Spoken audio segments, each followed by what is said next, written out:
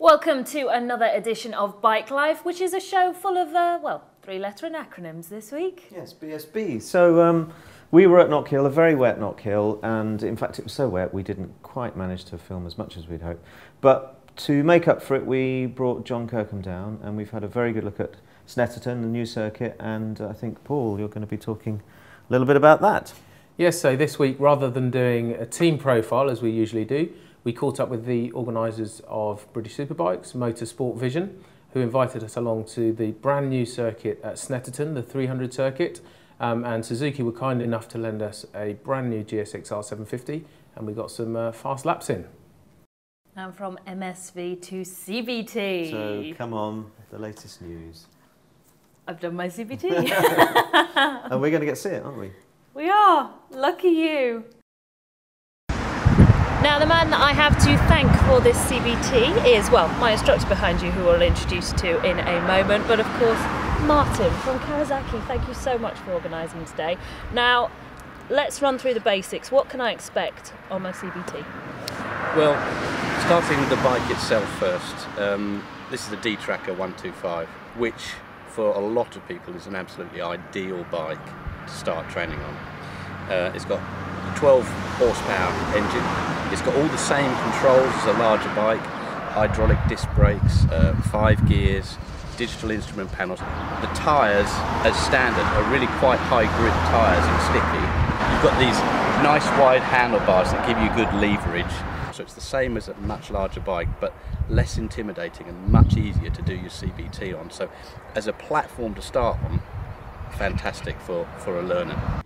Okay guys, what we're going to do is have a little chat about helmets, clothing and the equipment that's going to keep you safe while you're out on the road. It won't totally save you. What it will do is lessen some of the effects if you do have a spill, which is very unlikely.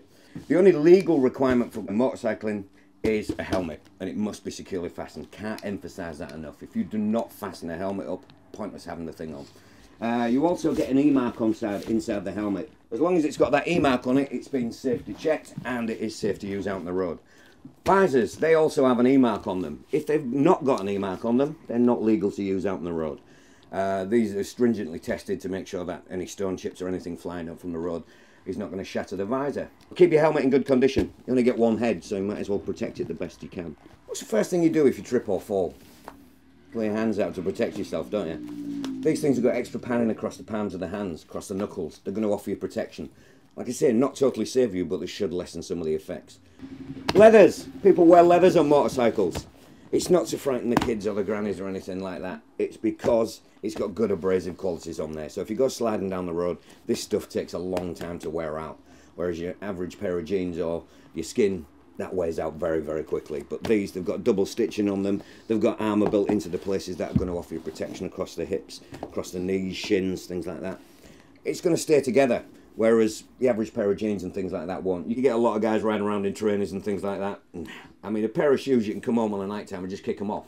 A boot you have to physically take off your foot. So it will stay with you if it gets trapped underneath a bike or anything like that. It'll offer you the protection that you need. It's double stitched, the waterproof, you can get summer boots. That's the end of that little lecture. We'll go out and have a look at the bikes and get you going around the controls and things like that on the bikes.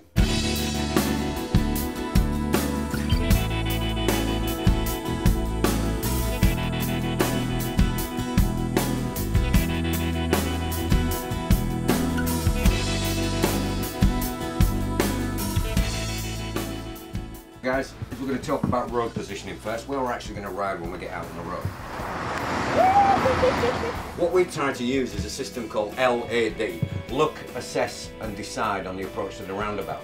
You kept your speed going, you're there, car's there, what's your decision going to be? Look left first, you do see something coming from the right, you know it's clear now on that side, and you're off. As soon as you get to that point there, boom, accelerate away.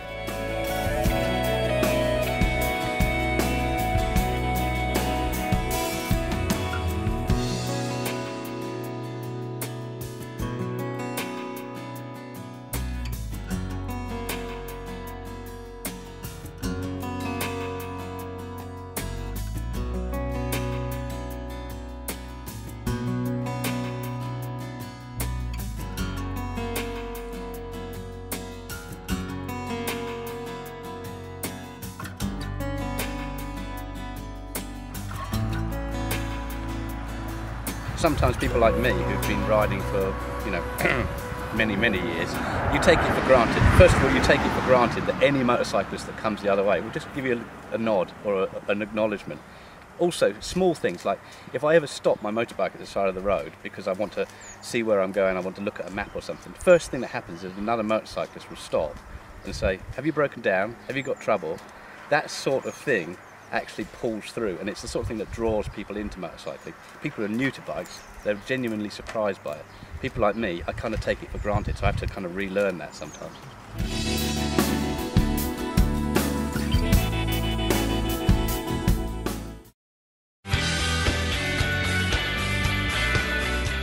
When it comes to classic British brands, there aren't many motorcycle makers who can brag about the kind of heritage Norton can. Since its inception in 1898 in Birmingham, the company has gone through several phases, from World War II when they produced almost 100,000 bikes for the war effort, to the 1968 Norton Commando, which became a bestseller and was crowned Bike of the Year a number of times in Britain. But like many companies, it fell from grace until a Derbyshire entrepreneur, Stuart Garner, decided to take up the mantle and return Norton to its rightful home in the Midlands. And Stuart knows exactly what makes his company so unique. It's really difficult to put your finger on one thing that makes the brand, but things that contribute to that brand strength are: we were formed in 1898, we were the first company to win the Isle of Man TT in 1907, with a guy called Rembrandt Fowler. So, you know, Cal Crutchlow eat your heart out, Rembrandt Fowler. They don't make them like that anymore. So we've got all of that history going for us. We're the biggest supplier to the military in the 50s and the 60s. We had the famous Commando out there in the 70s. We won TT after TT with Jeff Duke. We went back and won the most famous TT, where Steve Hislop battled Foggy and won ultimately by a couple of seconds on the Norton. So we've got all of that race pedigree. And then as we go overseas, we've got that British heritage and history that the overseas market buys into. You know, the French, the Italians, the Japanese, they love that British motorcycle history. And Norton has that in buckets. So whether you like your custom built to be cutting edge, classic or just plain crazy, Norton can make it happen. We're happy to build anything for the customer. And it's part of the exclusivity of Norton and the opportunity where we make hand-built bikes. It's reasonably easy to let the customer have some discretion on what he wants to finish his bike off. And we're very happy to do unique paint or unique specs of colour, whether it be a black, a silver or a grey, and we can do that throughout the bike. So not just the paintwork, but we can turn the engine into a different colour. You can see on the stand here we've got, the lads call it Black Panther, where we've made a black calf racer with some white graphics. And we're happy for the customer to come to the factory to spec his bike with a variety of colours and finishes, and then see the bike being built. And it's a good customer experience that they can come and play a part in what motorcycle they'd like, and then actually see it being built in the production area back at the factory. And at the end of the day, any bike enthusiast will tell you it's not just the finished product that matters, it's the journey to get there. It's sort of guy's candy, isn't it? You know, and a lot of the bike boys, it's a blokey thing. And to be able to get spanners, oil, petrol, hear something, see something, touch it, it's absolutely what bikes are all about to a lot of us that ride bikes. So Paula, an interesting BSB at Knockhill, another wet Knockhill. I remember last year it was unbelievably wet and unbelievably windy. And in fact, you probably remember I got an umbrella inverted on me. I think it was Nick Morgan's. So what happened to that umbrella? Well, I didn't give it back. You know, in fact, I was going to take it down to see him, and then it just fell apart. So I thought I put it in the bin. Knockhill is always quite interesting, often because the weather's changeable, as it was this year. So the guys practice in certain conditions, and then the race, as it was this year, actually happened to be in conditions they haven't practiced in. Yeah. And I think it was the first race of the season where we had a double winner in Tommy Hill. Yeah, fantastic for Tommy. Not before time, because he's had some pretty rough luck, but that was fascinating. And Caroline, well, we sent Caroline up to a wet Knockhill, and she caught up with Tommy just before. In fact, it was before the race. Hello, I'm Caroline Fox, and I'm here at Knockhill Race Circuit, just north of the Forth Bridge in Scotland, for the 5th round of the 2011 British Superbikes Championship. In true Knockhill fashion, qualifying proved to be a complete washout with torrential downpours. Today, however, the sun is coming out, there's blue skies in the air, but it was quite challenging for some of the riders, some of them did come off. However, Tommy Hill is on pole for the race on his SWAN Yamaha R1. Hey Tommy, hi, nice to see you. How's your shoulder coming on after your injury? Yeah, it was getting there now. I mean, talking to the doctors originally, and they said it's a good 6-week injury. So, a bit of a long recovery period, but I was back riding again after 10 days, and it's probably something that's going to be niggling me all through the season. But, you know, I just got to keep pushing on. Once the adrenaline starts coming in, it takes it away. You know, you can take all the tablets in the world, but the best tablet is adrenaline. So, normally when I get out of the race, I just concentrate on what I'm doing and forget about the injuries. But during practice and qualifying, you've got a bit of time to think about it. Well, it doesn't seem to be making much of an impact because you're on pole. How do you feel? Yeah, really good. Obviously, at the moment, we're just really holding out for the weather, see what it's going to do. The clouds are coming over again, but in all honesty, you know, I don't want it to be an auction again with the tyres, you know, and it's down to who chooses the right tyres. So hopefully it stays dry, we can get out there and have a good race and get the SWAN Yamaha on the top step. So, Tommy Hill doing double, fantastic, yeah, brilliant. So, and then we have some more news on Alex Lowe's. Again, each time we sit here, yeah, we seem to be talking about Alex. Well, I think, yeah, so the last time Alex had just been promoted from the Mirror.co.uk Evo series to deputise for the injured Stuart Easton on the MSS Colchester Kawasaki. And now, World Superbike beckons. Castrol Honda. Yeah. The interesting thing is that, you know, it's a great opportunity for Alex. Obviously, it's the same situation again. He's deputising for an injured rider, which is never ideal. But what an opportunity for young Alex. Well, I think what's brilliant about it is that people are looking at him going, there's a space, we'll get him. There's a space, we'll get him. And then next year, he's going to be offered a ride. I mean, it's going to happen. And they're going, you know. But I think he was one of many who came a cropper at Knockhill. And there's that final bit where he's in the mud, broke a man, and they get up and they race again. And then, talking of falls, we had John Hopkins in race 2, took a massive fall, and in fact he chipped his collarbone. But we caught up with him yesterday at the testing in Snetterton, and he had this to say. I just fractured the collarbone joint, just chipped a little bone off of the top of the top of the collarbone joint, so no real danger of riding or anything, so just got to let it heal after this test and get some treatment and get ready for the race. So that's fascinating, first of all, to see that he's back racing or testing, you know, within, you know, a few hours of being so badly injured. And what was also fascinating was having the opportunity to be there with him at the new Snetterton 300 circuit. I was on a brand new Suzuki GSX-R 750, which I thought was perfect for the job. What did you think? Well, it was brilliant. You know, having gone to Silverstone last year and really struggled to learn a number of, it was such a huge circuit. I'm determined to get back and give it a go.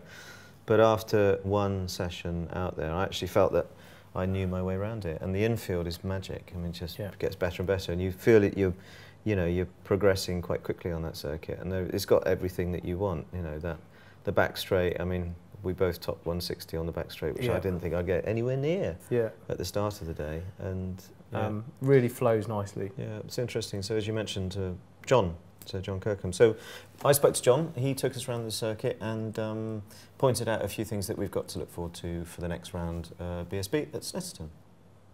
So John, Snetterton, new circuit, they've put a huge amount of effort into making it more interesting. What's different about it? Well, Snetterton, they've basically, it was just 2 big straights and a few corners in between it last year, and they've done a lot of work to it over the winter, and they've just put loads more corners in it. I think it's pretty much got as many corners as any track bar Silverstone in the country. This bit here, this inner infield section is just fantastic. Yeah, I mean, basically turn 1 is exactly the same, and then the turn 2 is the start of the new bit, and then it gets really twisty. It's basically airpin, turn 2 to a real fast sort of 3rd gear left-hander, back to another airpin for turn 4, real fast sort of blind turn 5. You can't really see where you're going there. You have to sort of rely on there's like a board that I use as a marker, like an advertisement board, and basically that's your turning in point into sort of like a slow airpin sort of thing. into a fast turn 7, and then you're back onto the back straight that is the same straight as it's always been, but it's not as fast as it was last year, obviously, because all the new corners bring you out further down. So you've lost that.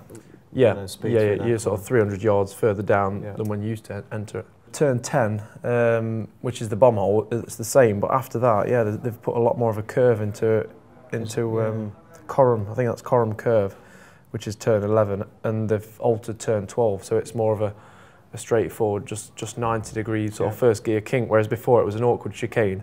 You used to get a lot of high sides out of there, cold left side of the tyre, and people always used to end up with the spectators out in this area. So, right. So a good racing lap time for that. What's it likely to be? I reckon it's going to be like a mid 1 minute 48, like a 1 minute 48.5 or something, maybe even faster, maybe like a high 1 minute 47. And then overtaking points, what do you reckon? There's loads. You can, first corner you can outbrake people, second corner you can outbrake people.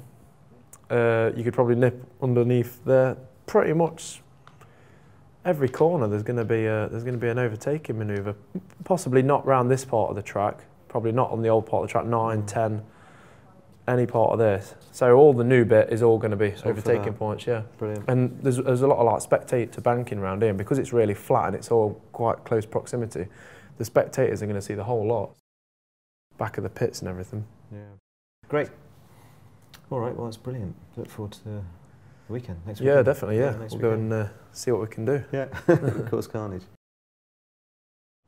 So that's how the racers do it, Snetterton. Yeah. If you're not a racer, but you want to get into tracks, we were there. 2 guys yesterday we had. In fact, for Clive, it was his first ever track day on a bike. What's the approach?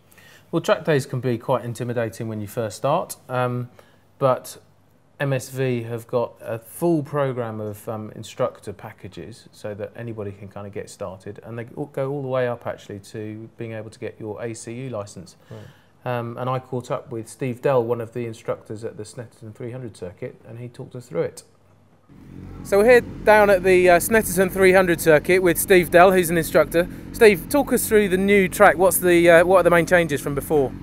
Well, you've got the main straight start-finish line, and the first corner, Gerard's, is the same as it was before. And then we come onto the new infield section, series of some hairpins and tight turns. Once you get to know them, you realise that they're not quite as slow as you thought they were on the first couple of goes.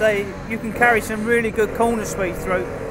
With the new surface as well, the water tends to drain very quickly, so even if it's wet, within a session or two, you're back to a dry track and you're having fun. But by the time you get to the end of the new section, you feel like you've already done a lap, and then you've still got the old lap to go again. So it's draining but good fun. So I've been around now for 2 or 3 sessions, and this is an MSV track day today. Yeah. So we've got novices, intermediate, and fast guys here. Yeah. What's the right time to kind of move up to, from a novice to intermediate and then intermediate to fast? Really, I would suggest that you just look at the group you're in, because you can say 2 or 3 track days. People say, "Oh, I think I'm ready to move," but it can be 10. You know, look at the group. If you're now at the front of your group and you're not being overtaken, then it's time to move up. But just remember, when you go into the fast group, it changes again. One day you could turn up and you'll be the fastest one out there. The next day you turn up and you'll be nearer the back. It just depends who turns up on the day.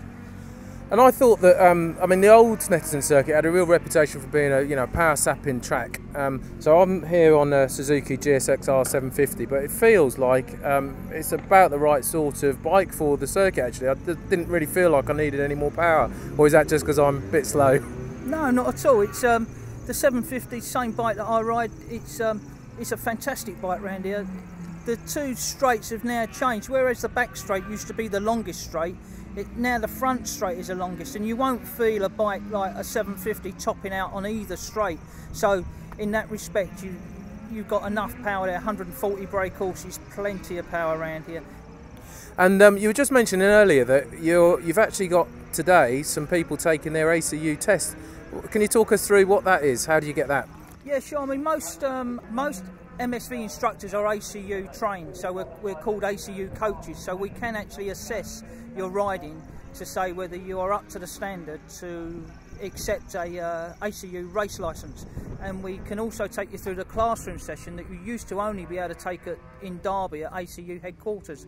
So for a small fee on the day, you can take your classroom session, take your exam, and then be assessed on the track to see if you are up to the standard to gain your race licence. And you also join Club MSV, so that is one signature on your licence ready to go racing. Brilliant. Well, look, thanks very much. I'm going to follow you around in the next session, so hope to learn a bit from you. Yeah, me too. Thanks, Steve. Cheers. Cheers. So really, really interesting. I mean, you and I've done a few. You've done lots. I've done a few. Clive came away from it yesterday saying it was the best thing he's done, best 200 quid he's spent in a long time. Yeah. The next thing is, how do you go about getting a bike? We know that, I mean, we know a few people who are a bit worried about taking their bikes onto the track in case they slide them down the, you know, off into the gravel. Yep. So if you want to go looking for a bike, it's possible to buy something that you can do a track day on, isn't it, without having to spend a fortune? I think that's one of the things, you know, doing a track day, you get the taste for it, and then people are kind of worried about chucking a, you know, £5,000, £6,000, £7,000 bike up the road, and actually to learn, sometimes you will have the odd accident. So track bikes, you know, you can buy anything these days, anything up to kind of 10 years old will do a good job.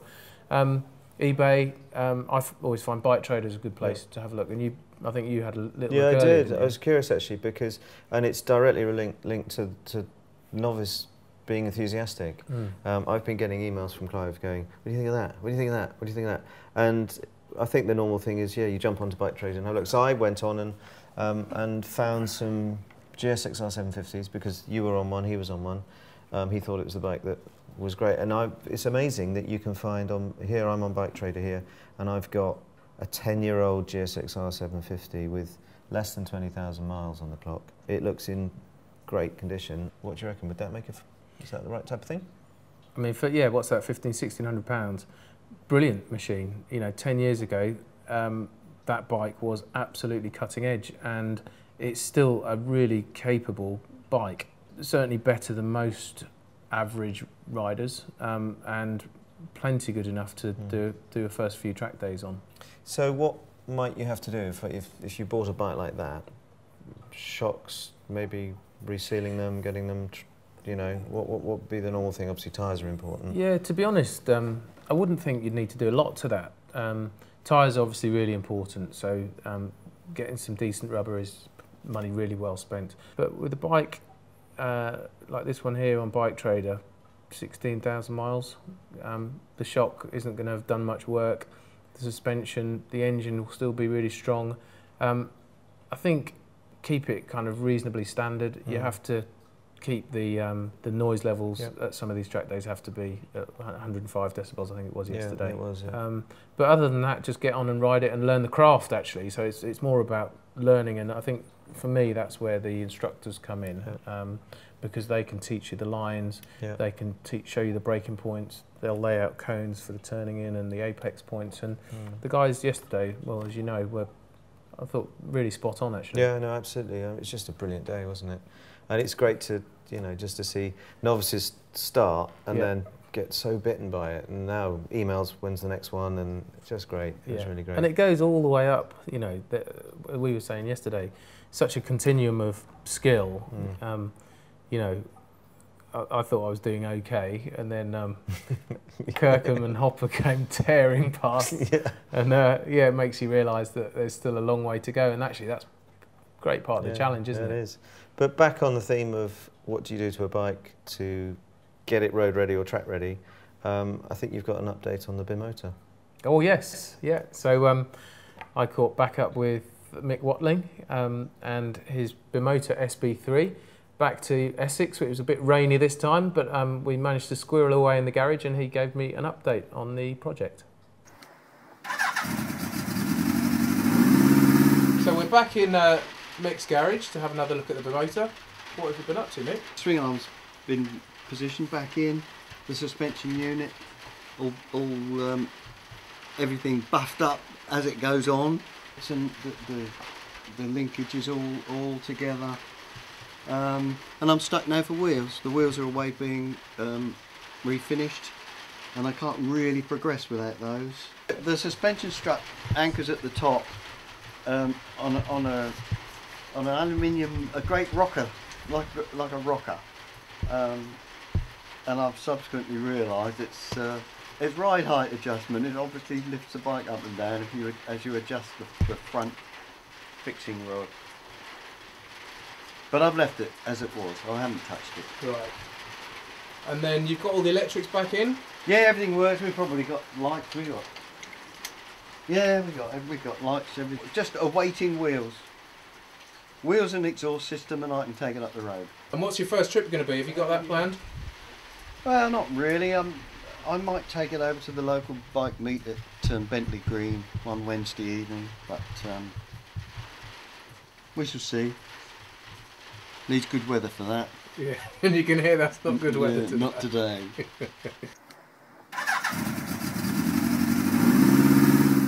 So, beautiful bike. You probably wouldn't want to run that round a track, or maybe, would you?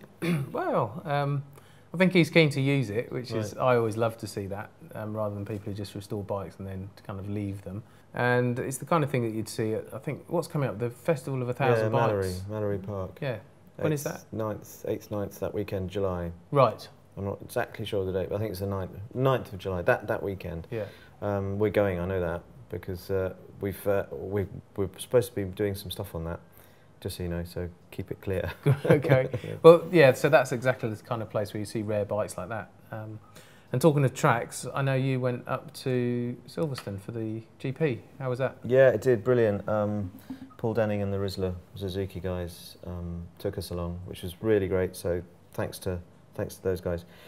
It was wet, which made for exciting racing, and it was great to see how a MotoGP garage works compared with British Superbikes that we know it well. It was fantastic. Silverstone, the new international pit straight. Have you seen that new pit lane? Yeah. I mean, it's just phenomenal. You Yeah. get there and you think, where am I? You Yeah. know, It's huge, isn't it? Absolutely massive. Went to go out onto the grid. I got some photographs actually. I might put some photographs up. And it was just, I thought, where am I? I'm at Silverstone. And then you can't work out where you are on the circuit. Yeah. And you need a bus to get from the new paddock to the other bit. And of course it was peeing with rain because it, you know, English summertime, English weather. All of it was great, fantastic day, a really, really great day. And the only thing that let it down was getting out the circuit. We were parked in one of the fields on the way in, foolishly, and because I'm such an idiot, we parked, I thought, well, if we park here in the field, we'll be nearer the exit, so it'll be easier to get out.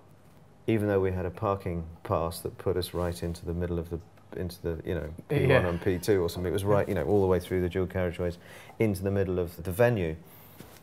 So when we got to the car, we sat in the car, and then they directed us.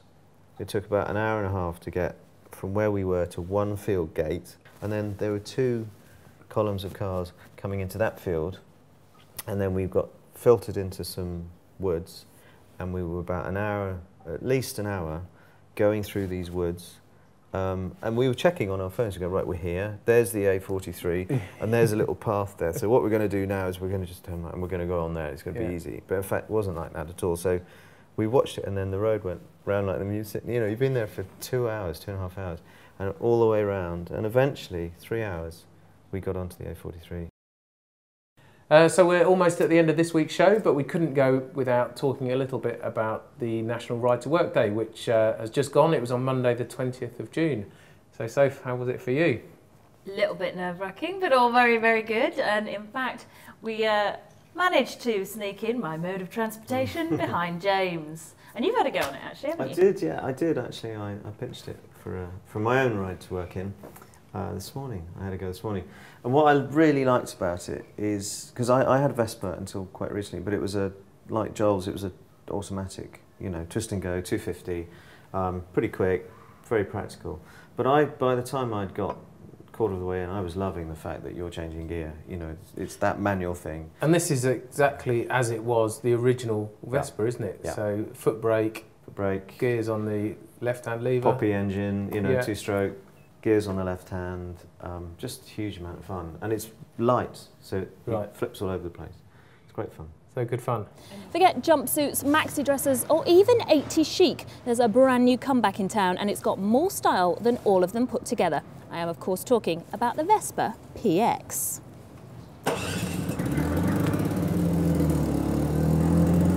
34 years ago, this Italian icon became the embodiment of all things cool, with over 3 million sold worldwide. Then, 3 years ago, the Vespa PX went out of production, and devotees across the globe went into a period of motoring mourning. But the scooter, loved by movie stars, mods and Britpop megastars alike, is now back by popular demand.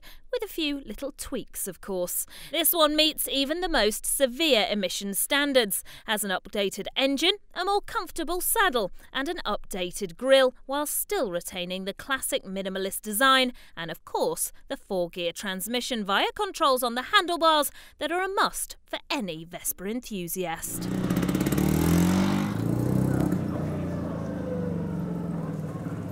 So, all we need now is cueing the black and white shot, a little bit of Italian music, and we'll see you in 2 weeks' time.